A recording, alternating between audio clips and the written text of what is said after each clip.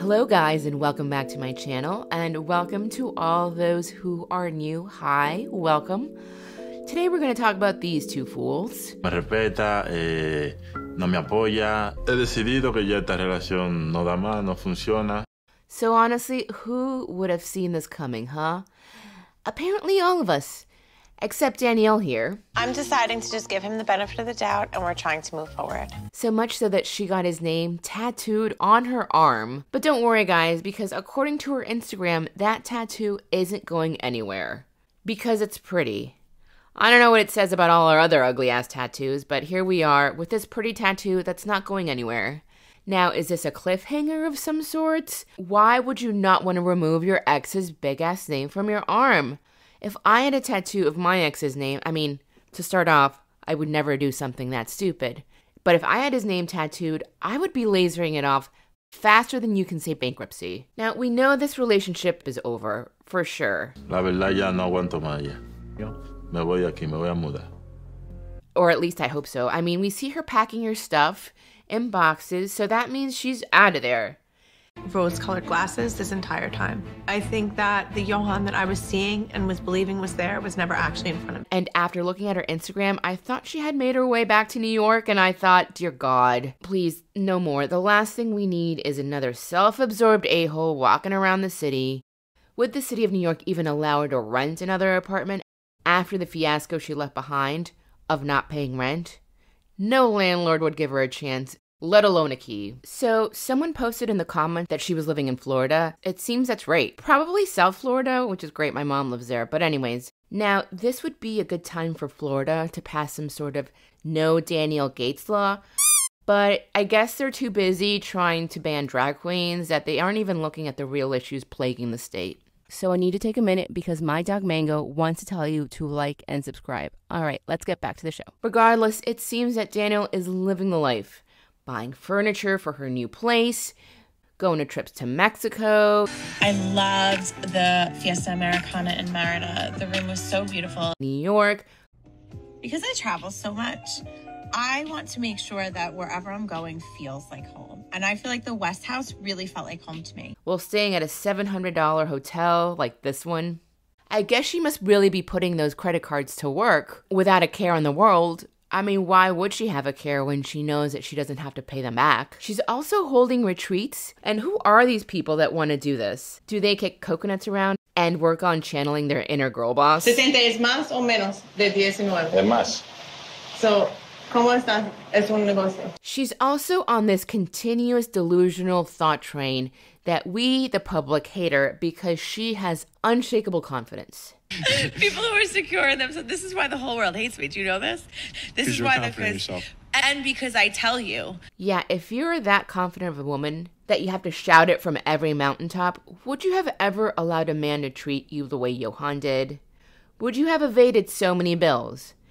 Let's say it's all scripted. Would you allow yourself to be portrayed as some innocent American woman bamboozled by some man that clearly only wanted you for your money? Oh, and the reason why we all hate her, folks, as she puts it, is because we all hate ourselves. Yeah, we're all just self-loathing humans, and that's why we hate her. If you are spending your time on the internet talking shit about me, it's because you hate yourself.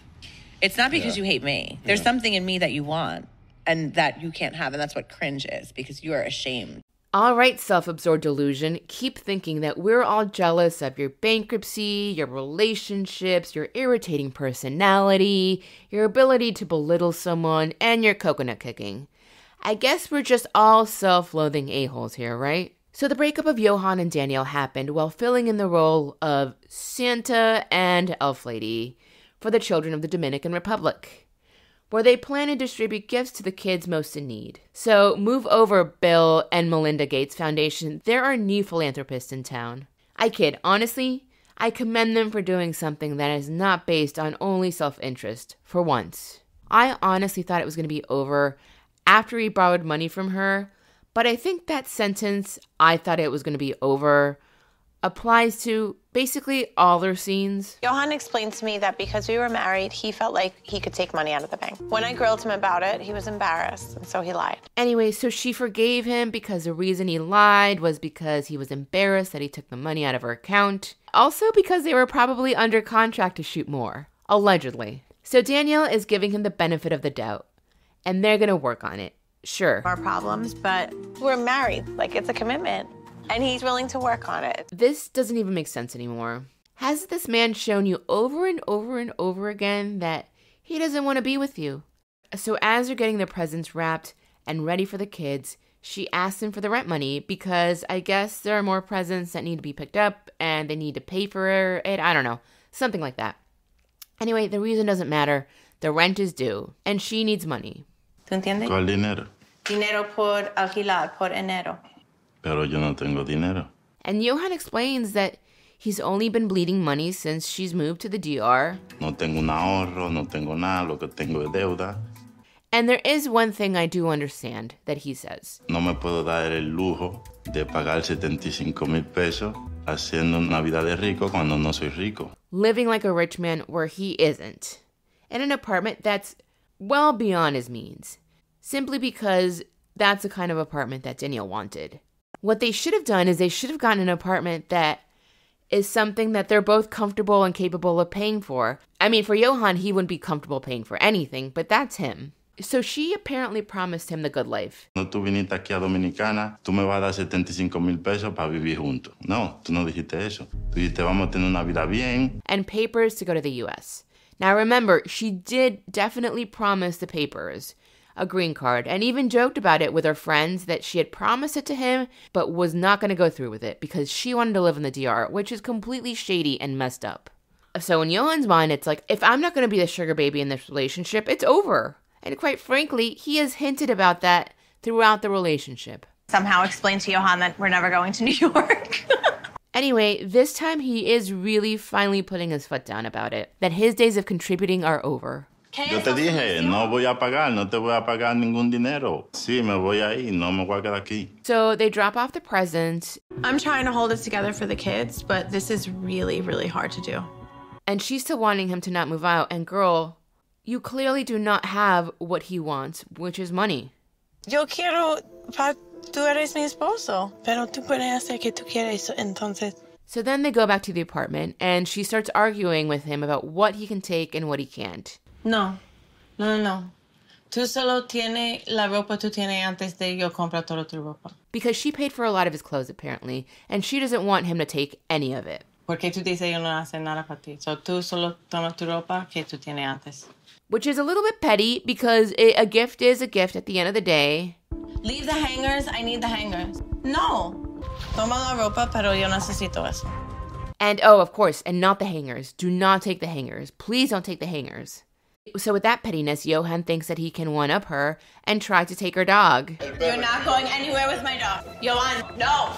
Give me the dog! Give me the dog! And this scene was so stressful for me because we have an innocent, fluffy bystander involved. Honestly, please don't get Gizmo involved in your tangled BS.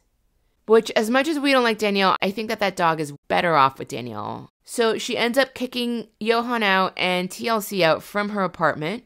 And that, my friends, is the end of the not-so-sugar mama and wannabe sugar baby story. From what it looks like, Gizmo is living the high life with Danielle. Me and Giz give this a 10 out of 10, one of our favorite hotels in the city. And Yohan went back to being a Sankey-Panky. And with that being said, guys, thank you so much for stopping in. Enjoy your holiday break. Eat a lot of food. Don't forget to like, share, subscribe, hit the notification button, and I will see you on the next one. Bye!